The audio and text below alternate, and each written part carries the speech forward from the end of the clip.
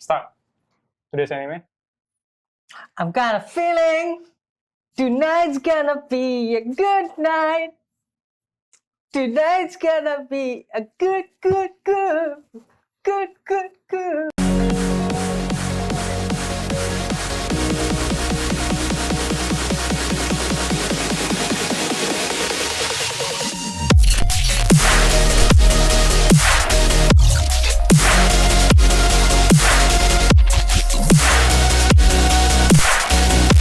Kumo desu ga Nani ka?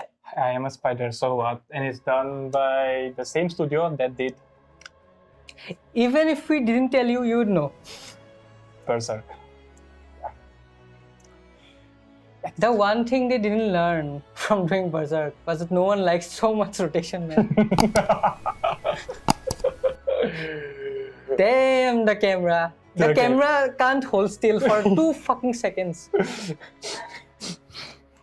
The camera is like revolving around the spider like it's revolving around the sun. Okay, so it's an isekai. Let's start with that. It's an isekai, and I've read the manga. I've read a little bit on his recommendation. It was good. It was trash. So she reincarnates as a spider. That's where the story starts, and it's CGI. CGI galore. CGI galore. Yeah. Oh damn, the PV. Most of the PV is CGI. PV, OP. Most of the OP is CGI. yeah. Dang. Like the monster part, everything like related to the monster part, it's all CGI, and the human part is 2D, traditional 2D.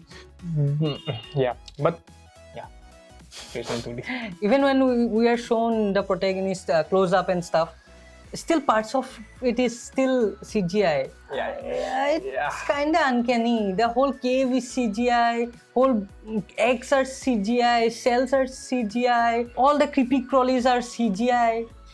How? It's like watching latex porn. And that whole frog scene was, latex porn. Fucking latex porn. Golden era, guys. Golden era. Golden era of anime. Yeah, many things can get adapted nowadays. Doesn't mean they should. Doesn't mean Like they should. they could have done. They could do many things, but will they? Will they? That's the question. Anywho, okay, so let's talk about the manga pacing and all.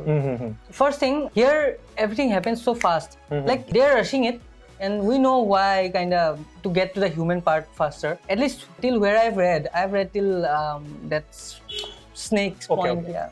I am up to date with the manga, and still I can't see a single human. Shingle. Single. Shingle. Still I can't see a single human.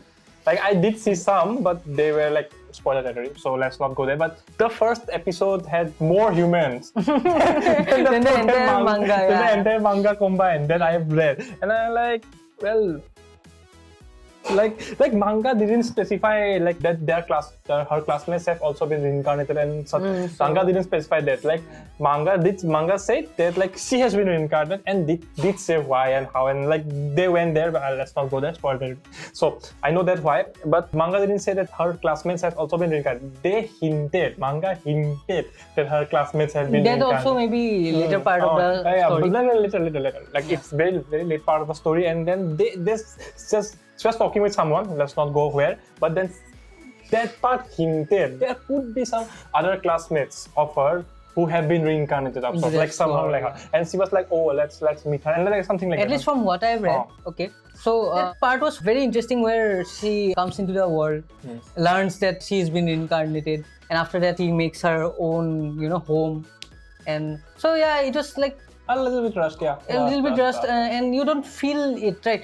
Okay, about that home part. That home really means a lot to her. Really means a lot to her. After coming into this world, having nothing, and she made her own home, that meant a lot to her, and it was important because later down the story, spoiler again, that home gets a bit destroyed, and like she goes in an impending. So that whole thing relating to home, she created that home. She ate that, and she was like, oh, when the frog got caught, and she was like, first time something has got caught in my home, you know. She just said it and we couldn't feel it as much. So she proclaimed it's her home and she like, yeah, showed it that enthusiasm that my first home, my first prey. But we don't feel it as much as in the manga. Yeah, manga like took it slow. Manga took it slow and like showed her character, her like that's how like she has been incarnated as a spider and like as a spider, like not even a slime.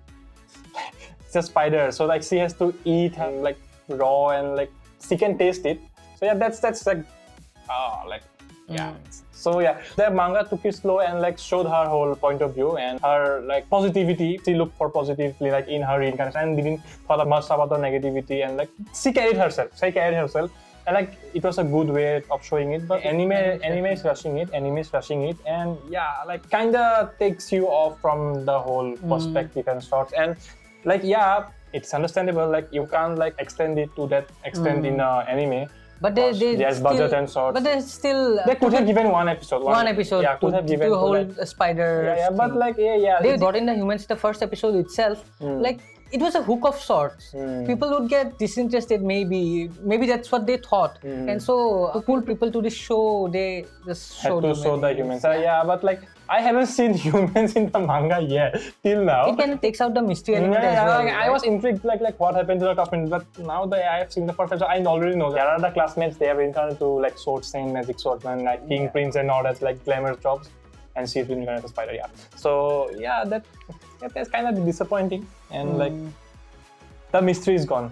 Apparently. The mystery is gone. The main element that really is refreshing in an isekai genre, about time we finally had a female protagonist. And like, yeah, you know, even Slime, he was a male back in his past, and when he was reincarnated, he became androgynous, I guess. Yeah, unisex. Unisex. No, not even sex. No sex. No sex. Gender fluid or something. Gender fluid. Anyways, still his past perspective makes it male perspective. He has a male perspective. Even then, his personality is still male oriented. You know, this was predominantly female. Even not the voice, even just like making a home and all that sorts. So quite refreshing. Quite refreshing. Yeah. Female protagonists are rare in isekai. Not even isekai, like as a whole. As a whole, anime, it's are rare.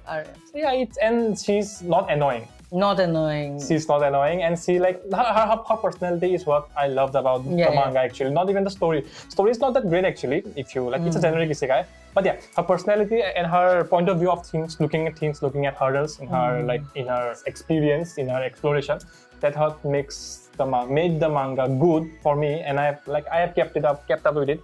Yeah. Her personality is good, and I'd love to see that in the anime as well. Yeah, so good enough. Good enough first episode. So we're gonna end this video with our favorite dialogue. Girls gotta have guts. Bye.